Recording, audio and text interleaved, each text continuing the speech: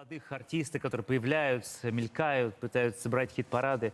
Вы наблюдаете за этим как в мире животных, такой зоопарк, или все-таки... Ты вообще-то ответил сам на свой вопрос сейчас. Нет, ну просто я знаю вас, и есть кто сегодня симпатичен вам, на кого вы обратите внимание и скажете, вот из этого что-то может получиться? Очень вопрос провокационный и не для сегодняшней передачи. Почему? А рядом с тобой?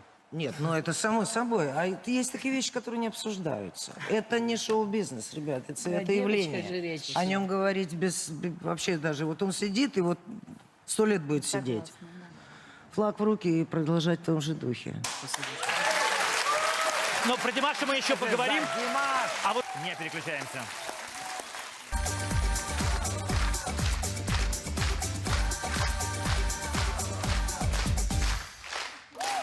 Это «Привет, Андрей» на телеканале «Россия». Сегодня мы продолжаем отмечать юбилей композитора Игоря Крутого. Ну и у нас за столом главное открытие этого года. Певец Димаш Кудайберген. Добрый вечер. Послушай, я представил тебя на «Новой волне» как нового секс-символа. Просто у меня Инстаграм обвалился, как вы могли назвать его. Он национальная гордость. Вообще мы его любим. Какой он секс-символ. Это у вас в России там секс-символы. Честно, меня тоже ломануло, честно говоря. Тоже ломануло? А вот. Но прости, что я дал тебе... Но увидев, какое количество цветов тебе дарят на концертах и какой ажиотаж у совершенно разных возрастных категорий ты вызываешь, честно, я был впервые свидетелем, вот, наверное, такого... Извини, Филипп, что я просто... Что ты всем извиняешься, программа? Но время идет, меняется. Главное, чтобы не забывали про классику. Ты Вот когда и вы, понял, экспериментируя, не забывайте про классику, про самих себя. Ну, конечно. Говорите о себе хорошо. Информация остается, источник забывается. Цитата твои Игоря слова. Крутого. Скажи мне, ты помнишь тот день, когда ты проснулся знаменитым? Вот с чего началось вот такой ажиотаж? Ну, именно в Казахстане все стало быстро развиваться 4 или 5 лет назад, после моей победы на Славянском базаре. А прям за рубежом, чтобы узнавали, это было 3 года назад после проекта I'm Singer в Китае. Там участвуют только известные исполнители Китая, и меня в качестве эксперимента решили пригласить. И как-то само собой получилось, и я на следующий день ходил, впервые за рубежом с охранником. Я на охранника смотрю в шоке от того, что я хожу с охранником, а охранник на меня смотрит в шоке. Да, как так получилось? И потом я даже настолько сильно был потрясен вот этим моментом, что я даже запомнил лицо первой поклонницы в Китае. И, понимаете, на следующий день позвонил Джеки Чан и предложил встретиться. Потом мы встретились с Игорем Яковлевичем уже в Италии. Это было в том году, да? Если не ошибаюсь. То есть сначала ты встретился с Джеки Чаном, и только потом с Игорем Крутым. Да. А как прошла встреча с Джеки Чаном, расскажи. Он показывал тебе какие-то... Он пригласил к себе в студию, и я даже момент этот помню, что я сильно переживал, сильно волновался. И все это было как в сказке, понимаете? Я в один прекрасный момент понимаю, что мое творчество кому-то интересно. Ну еще бы, давай посмотрим этот ролик. Ты принимаешь участие в этом китайском шоу, который набрал просто тоже какие-то миллионы просмотров. Внимание. Там, по-моему, миллиарды даже они.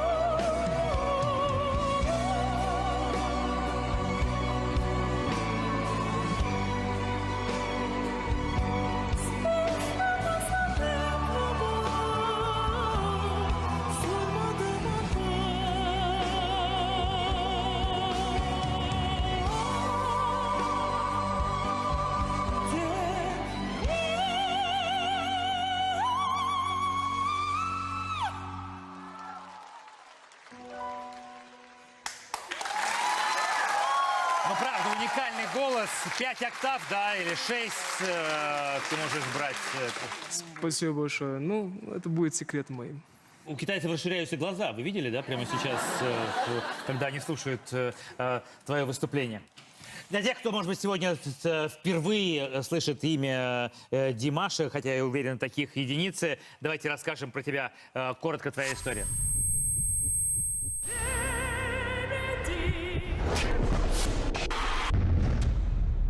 Ему всего 25, а он уже богат, знаменит и невероятно амбициозен. Димаш Кудайберген, певец из Казахстана, намерен покорить весь мир своим уникальным голосом в 6 октав.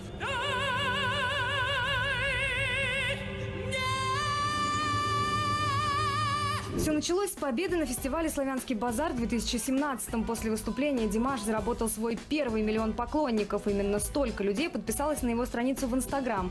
Дальше участие в китайском конкурсе и армия фанатов увеличилась вдвое и продолжает расти. Любим Димаша.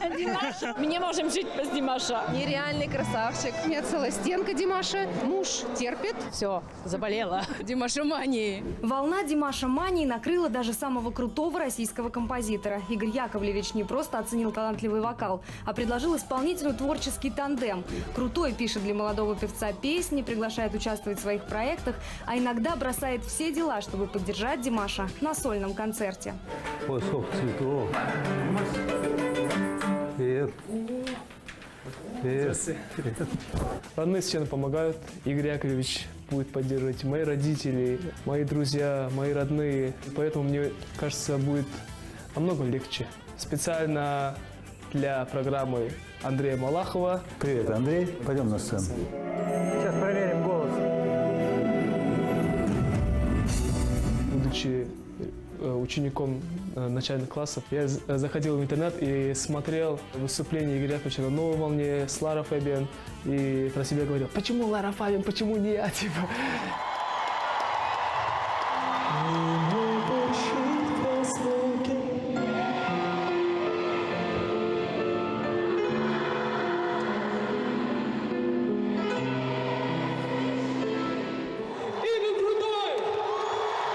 Я с удовольствием принял приглашение Димаша выступить в этом шоу, потому что очень люблю Казахстан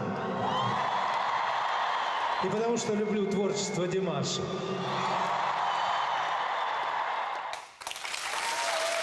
Тань, вы слышали что-нибудь в Канаде про Димаша? Да, слышала, что он очень талантливый и у него очень большой диапазон голоса. Но внешне я его не знаю. А вот слышала. И знаю, что он поет песни Игоря. А, собственно, а как вам вообще голос? Мне? Да. Я в восторге. А как иначе может быть? Мама мне говорила: ну найди какого-то молодого певца, ну найди. Вот. Я говорю: мам, ну я не вижу, кто из молодых. Ну, вдруг. Игорь Яковлевич, можно расскажу тот момент, как мы познакомились? Ну, давай. Я всегда, будучи еще учеником начальных классов, в подростковом возрасте, я всегда хотел поработать с Игорем Яковлевичем. И после проекта в Китае были предложения от композиторов, продюсеров попеть здесь, в России. Но я почему-то это откладывал, потому что мы распланировали мою карьеру немного в другом направлении. И потом мы познакомились с Игорем Яковлевичем. У меня сердце стучит прям нереально. Это было вообще жесть. У него такая энергетика. Ну, у меня сейчас, я не знаю, какая энергетика. Игорь Яковлевич. И потом я подошел, поздоровался. С отцом. Да. У Джейкоба. Да, у Джейкоба. Типа: здравствуйте, Игорь Яковлевич. Он такой: о, привет, Димаш, как ты? Я такой: нормально, сами как? И мы сразу начали общаться. Мы сразу нашли общий язык. И сейчас у нас отношения не как у композитора и певца, а как у отца с сыном. Я могу рассказать все свои секреты, я потому что доверяю, и у нас очень теплые отношения. У нас никогда не было каких-либо там разногласий. И я считаю, что не только в моем случае, а в случае даже больших легендарных звезд, это большая удача, если Игорь Яковлевич будет писать песни. Вот. Спасибо. Но с Филиппом у вас уже есть дуэт. У нас есть видео, где вы поете. Где я текст забываю. Та я и самая не знал. вечеринка в замечательном гостеприимном Татарстане, в Казани, да. А есть? Давайте, конечно, у нас есть кадры оттуда. Внимание.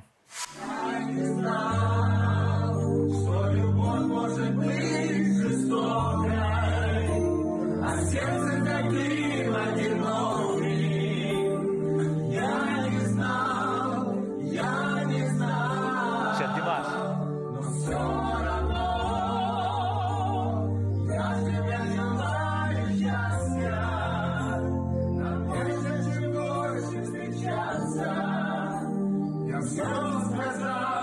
Я все сказал.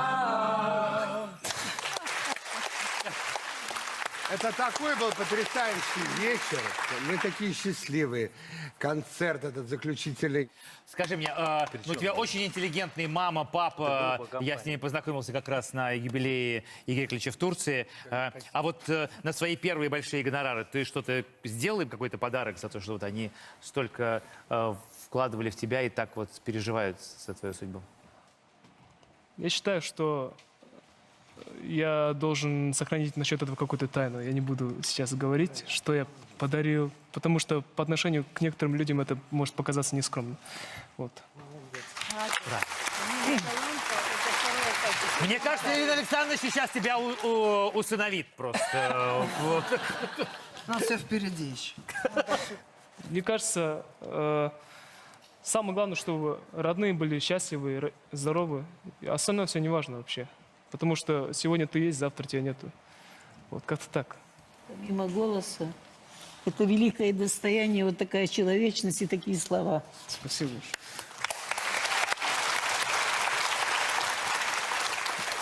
Но Димаш, несмотря на свой юный возраст, уже перепел и песню Аллы Пугачевой, Филипп. «Любовь, похожая на сон». А что ты ко мне обращаешься? Я к Алле Пугачевой сейчас не имею никакого отношения. Ну как, к этой песне ты имел отношение? Ну, Вы знаете, не кто знаю. ее первый услышал, эту песню? Это было в Сочи, перед его концертом. Я говорю, Филя, я написал песню. Хочешь послушать? Он говорит, давай. И там, пока народ собирался, я тихонько за роялем показал. Он говорит, немедленно Али неси. Али немедленно. Было? Ну, было, да. Ну, она же блистательно спела эту песню. Прекрасная песня, оставшаяся... Посвященная тебе все-таки. Мы все Не помним, знаю, что не это знаю. было Да, про да, тебя. может быть, мне. Внимание, Димаш. Сейчас уже не мне. Любовь, похожая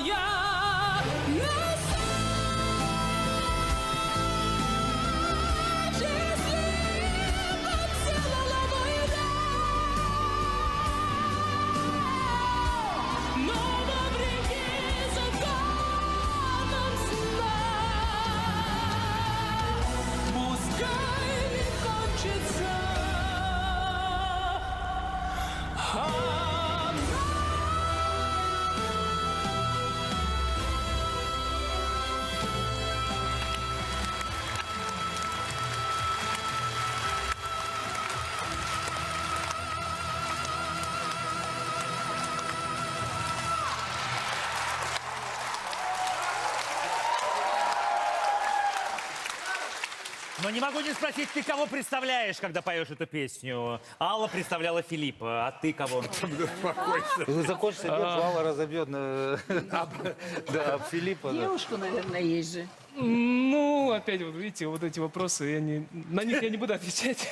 Он большой Я- артист, и он, я так приветствую, вот, что он оставляет за кадром, он оставляет за кулисами что-то свое и личное. Ну, есть Не личное, трогайте есть его, личное. он Спасибо чистый. Дайте нам с Димашем спеть. Вы не хотите послушать? Игорь, Мы хотим услышать и объявить, что все поклонники Димаша 29 ноября в Санкт-Петербурге у тебя большой концерт, правильно?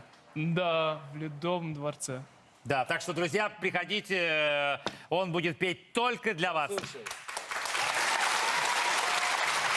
Коль пошла такая пьянка, пусть друзья приходят и 30 ноября в Дюссельдорф, и 26 октября в Нью-Йорк, Да. и в Екатеринбург. на творческие вечера Игоря Яковлевича Крутого. А мы поддерживаем, да. Ну что, Димаш!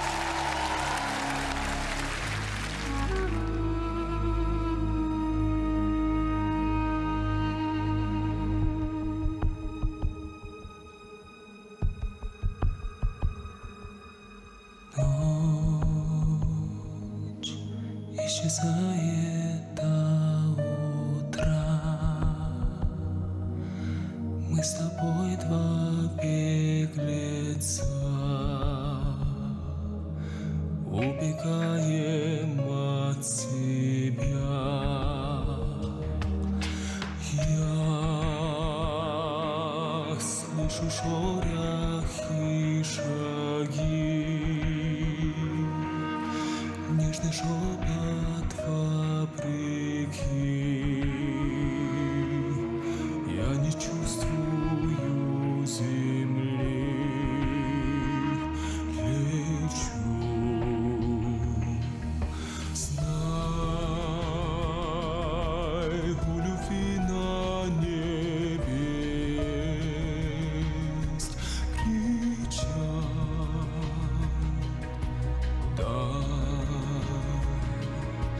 Твое сердце в руки взять, встречай. Знай, у влюбленных два крыла, в небе бьют колокола. Любовь рвет сердца. Кровь застывает без тебя. У меня в гостях мечта, у нее твои глаза. Знай, мои чувства бьют набат. Я ищу горящий взгляд. Невозможно описать твой взгляд.